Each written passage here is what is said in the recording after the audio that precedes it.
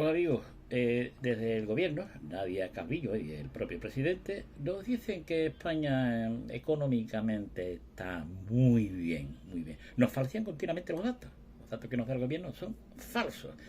Quiero compartir con todos vosotros un vídeo publicado en el Toro Televisión, que son de las pocas emisoras que se puede uno fiar, porque las demás están paniaguadas y viven de las subvenciones y no se atreven a llevarle la contraria al gobierno. Quiero compartirlo porque es de lo más interesante y tira por tierra los datos del gobierno.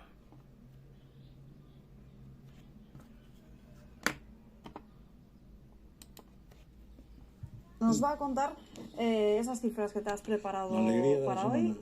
Bueno, alegría no lo sé. No es alegría, porque en absoluto es una alegría. Pero hoy lo que quiero es contar una información que publica Eurostat que se llama el PIB per cápita, pero por el modelo PPA, o la paridad de poder adquisitivo. ¿De acuerdo?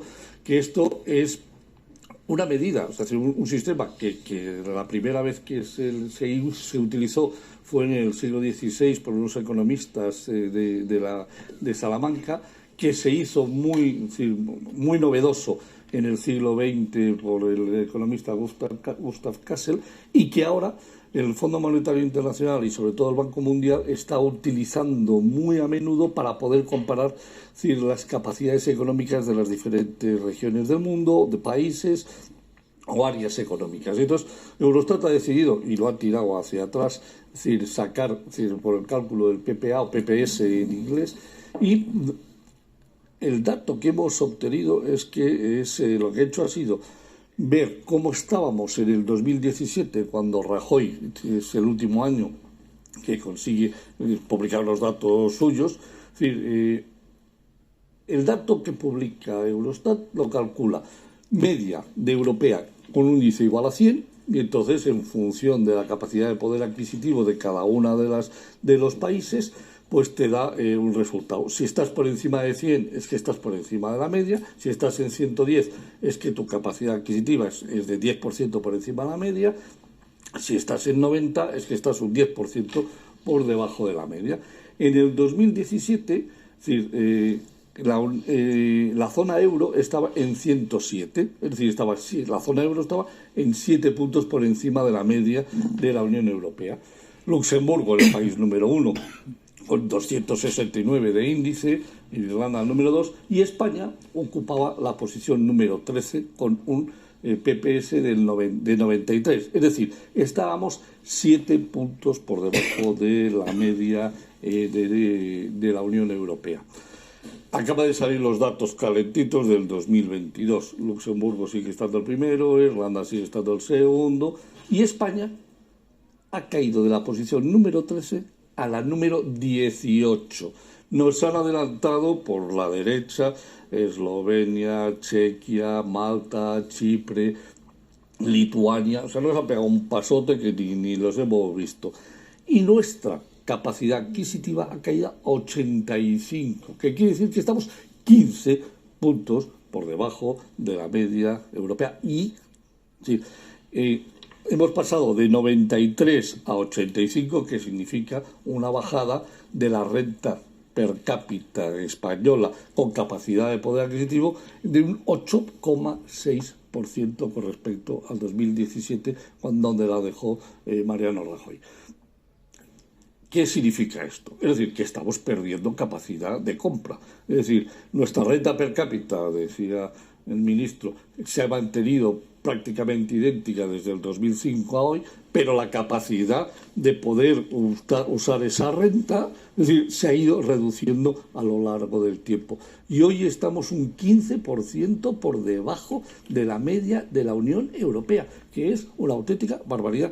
Y esto es lo que hay que contarles a los sí, te han subido un 8%, señor pensionista, usted le han subido un 8,5% las pensiones. Pero realmente con ese 8,5% usted puede comprar un 15% menos. Es decir, usted ha perdido capacidad adquisitiva de un 7% desde que gobierna ese señor que le ha subido a usted el 8% las pensiones. Y esto es lo que debemos de intentar transmitir desde los partidos de la derecha para que lo entiendan los ciudadanos y decir, oiga, que sí, que a usted le suben el 8,5, que sí, que muy bien.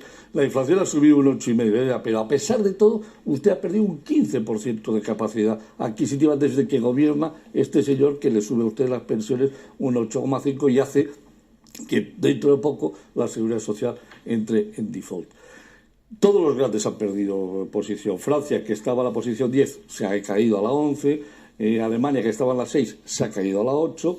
E Italia se mantiene en la posición 12. Pero España es el gran perdedor en estos momentos de Europa. O sea, nos han pasado 5 países pequeños, nos han adelantado en renta per cápita. Es decir, ya están por delante de nosotros y solo nos quedan 9 países por detrás.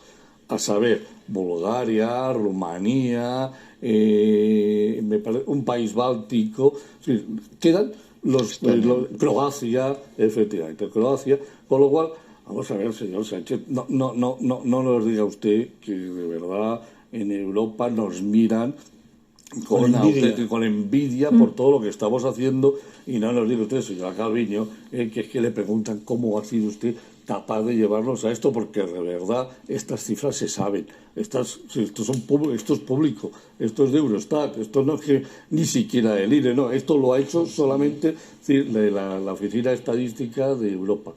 Entonces, esa es la realidad. Es decir, esto es lo que quería contar, que hemos perdido, en estos momentos nuestra renta per cápita está un 15% por debajo de la media europea, cuando estaba un 7% por debajo hace 5 años. Es de primero de economía. Si tú no tienes dinero para gastar, el empresario no necesita contratar más gente y se entra en un círculo vicioso en el que ni hay contratación, ni hay crecimiento, ni hay generación de empleo, ni hay sueldos mejores porque hay más competencia y más oferta de trabajo, y se comienza así, se termina pues en dirección a la ruina. Pues por paradójico que os parezca, la campaña electoral del PSOE hasta las generales va a estar basada fundamentalmente en la economía. Y o yo mucho me equivoco, o aquí va a haber tres pilares, 3 razonamientos. La primera, este gobierno ha sufrido las dos mayores catástrofes que haya sufrido nunca ningún gobierno: el COVID y la guerra de Ucrania. Sí, pero la economía ya venía mal antes de... No, sí, pero verás, dicho eso, nosotros somos mejores gestores que ningún otro gobierno que haya habido en España. Entonces te van a dar los datos, que repiten mucho, de ocupados, con todas las trampas que hay sobre fijos discontinuos, ocultando que donde se ha creado empleo es en el sector público y no en el sector privado, etcétera. Te van a dar datos de inflación, ocultando que la inflación ha bajado fundamentalmente porque hay una excepción ibérica en energía que es temporal, eso se terminará, es un remedio que no tiene mucho recorrido. Primer punto, mejores gestores, hemos quedado más ocupados, tenemos menos precio, etcétera. Segundo pilar o tercer pilar. Primero son las catástrofes, segundo, gestores económicos.